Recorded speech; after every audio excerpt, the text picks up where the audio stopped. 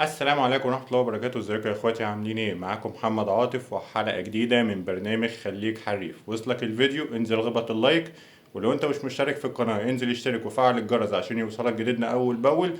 النهاردة حلقة فيها حاجات كتير جدا وممكن تكون طويلة شوية فاعذروني. يلا بينا. يمكن امبارح كان في ماتشين مهمين جدا لنادي الاهلي ونادي الزمالك. كان النادي الاهلي بيلاعب الداخلية، قدر ان النادي الاهلي بخبراته انه يكسب 2-1 عن طريق محمد مجدي قفشه في الدقيقه 18 وعن طريق عمرو السوليه في الدقيقه 83، وكان الهدف لنادي الداخليه عن طريق كريم يحيى في الدقيقه 40 من الشوط الاول. اما نادي الزمالك فكان بيلاعب نادي فاركو، وقدر نادي الزمالك ان هو ينتصر 2-0 عن طريق مصطفى شلبي في الدقيقه 18 وعبد الله السعيد من ضربه جزاء في الدقيقه 50. نادي الزمالك رفع رصيده ل 34 نقطة في المركز التاسع، مركز ما يليقش خالص بنادي الزمالك.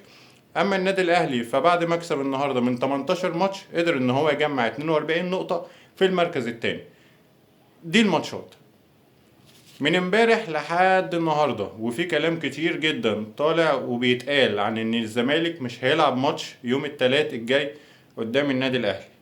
ويمكن الحقيقة دي حاجة مش مفهومة جدا، لان انت زي ما انت زعلان انك اتظلمت في ماتش المصري، لو رجعت بالذاكره شويه للماتش اللي قبليه على طول في ماتش سيراميكا كيلوباترا، انت التحكيم مش عايز اقول وقف معاك، بس يعني خدمك في حاجه تقديريا، وكانت مع اي حكم او من خبراء التحكيم اللي قالوا انها كانت طرد لحسام عبد المجيد في ماتش سيراميكا كيلوباترا، لكن الحكم تغاضى عن حالة طرد، فبالتالي انت كملت الماتش 11 لعيب.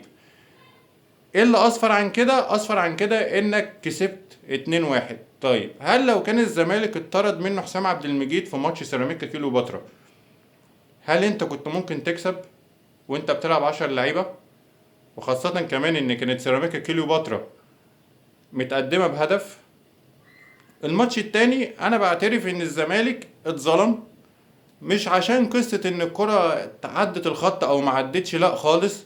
بس لو جينا لاحظنا كلنا في تنفيذ ضربة الجزاء، اللاعب باهر المحمدي لاعب النادي المصري دخل منطقة الجزاء قبل تسديد زيزو ركلة الجزاء بتاعت نادي الزمالك، ولما طلعت من على الخط او ردت من جوه، باهر المحمدي هو اللي طلع الكورة. لما نيجي نبص على القانون هنلاقي ان طالما المدافع دخل منطقة الجزاء قبل تسديد ركلة الجزاء وهو اللي خرج الكرة، القانون بيقول ان الكرة تتعاد. طبعا الحكم ما عملش كده ولا الفار رجعه، فانت اتخدمت في ماتش سيراميكا كيلوباترا، او التحكيم وقف في صفك في ماتش سيراميكا كيلوباترا، والتحكيم جه عليك في ماتش المصري. هي دي الكرة في مصر، سواء كالنادي الاهلي. النادي الاهلي برضو زي ما بيبقى ليه اخطاء كتير، ما يمكن ما حدش بيقدر يديله حقه من التحكيم فيها، برضه التحكيم ممكن يقف معاه في حاجات كتير، بس اكيد التحكيم مش قاصد ان هو يخسر نادي الزمالك او يخسر النادي الاهلي. وبعدين انا مش فاهم دلوقتي، هل انت لسه فاكر بعد ما انت لعبت ماتش او ماتشين في الدور التاني لسه فاكر ان انت تقول انا مش هلعب اي ماتش في في الدور التاني غير لما المنافس يخلص؟ يعني انا مش فاهم بصراحة. طب انت لو كنت رجعت او خلصت ماتشات الدور الاول كلها وجيت قلت لا انا مش هلعب ماتشات الدور التاني غير لما المنافس يخلص، كنت هوافقك وكنت هحترم جدا القرار ده. انما انت للاسف انت بعد ما لعبت ماتشين في الدور التاني، وكمان غير كده بعد ما اتظلمت في ماتش المصري، جيت قلت لا اصل انا مش هلعب اي ماتش تاني غير لما المنافس يخلص.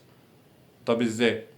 طيب موقع تذكرتي طرح تذاكر الماتش بتاع الاهلي والزمالك على الموقع، وجماهير نادي الزمالك طلعت امبارح بتقول ان هي مش جايه، والمتحدث الرسمي الاستاذ احمد سالم المتحدث باسم نادي الزمالك طلع مع الكابتن ابراهيم فايق امبارح وقال ان انا مش هلعب الماتش، واكد على كلامه كابتن حسين لبيب في تصريحات النهارده وقال ان انا مش هلعب الماتش. طيب العقوبات هتبقى ايه؟ يمكن المنسحب بيبقى خسران الماتش 2-0، ويعني افتكر يعني ان في خصم 6 نقط من نادي الزمالك. طيب هل ده ينفع كنادي كبير زي نادي الزمالك ينفع انه يقول لا انا مش هلعب والكلام ده كله؟ طيب من هنا لحد يوم التلات هل هيبقى فيه جديد؟ هل وزير الرياضة هيتدخل عشان يلاعب نادي الزمالك الماتش؟ الايام هتبقى بينا وهنشوف ايه اللي هيحصل. اما بالنسبة لصفقات النادي الاهلي، في صفقات النادي الاهلي في كلام كتير جدا من جوه النادي الاهلي ان بيرسي تاو مارسيل كولر مش قابل الفترة اللي فاتت اللي هو قضاها. يعني احنا شايفين بيرسي تاو في اضعف مستوياته، يعني ما بيلعبش كويس، مستواه في النازل. فيمكن مارسيل كولر يعني عايز يجدد الدماء بتاعة الأجانب بتاعة الفريق بإن هو يجيب صفقات. لحد دلوقتي مش سامعين أي حاجة، بس يمكن بنسبة 60% بيرسي تاو ممكن لو جاله عرض مناسب ممكن النادي الأهلي يمشيه. أما بالنسبة لأحمد القندوسي ففي انفراجة امبارح في أزمة أحمد القندوسي، وإن يمكن لجنة التخطيط ومدير التعاقدات الكابتن أمير توفيق يعني كلم وكيل احمد قندوسي وبلغه ان الكابتن احمد قندوسي موجود بعد فتره الاعاره بتاعته هيبقى موجود في النادي الاهلي. غير كده لحد دلوقتي مفيش اي حاجه يمكن عن صفقات النادي الاهلي، زي ما احنا اتكلمنا قبل كده بالعيد. بعد جدا ومتمسك بالنادي البلجيكي. يحيى عطية الله زي ما احنا عارفين ان في مشاكل وكلاء واللاعب لحد دلوقتي مش باين. محمد كانوتيه بعد ما خلاص كانوا هيتكلموا معاه رجعت لجنة التخطيط قالت لا اللاعب مستواه مش كويس الفترة اللي فاتت. فهنشوف لسه يمكن الانتقالات الصيفية هتبدأ لسه في أول 7.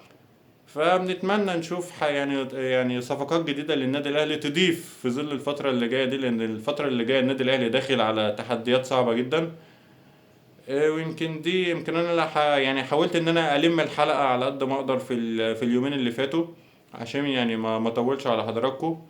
يا ريت ما تنسوش اللايك والشير واللي ما اشتركش في القناه ينزل يشترك ويفعل الجرس عشان يوصلك جديدنا اول باول. وما تنساش الكومنتات، لو اي حد عنده اي وجهة نظر يا ريت يقولها في الكومنتات وانا هرد عليه. كان معاكم محمد عاطف من برنامج خليك حريف. شكرا، السلام عليكم.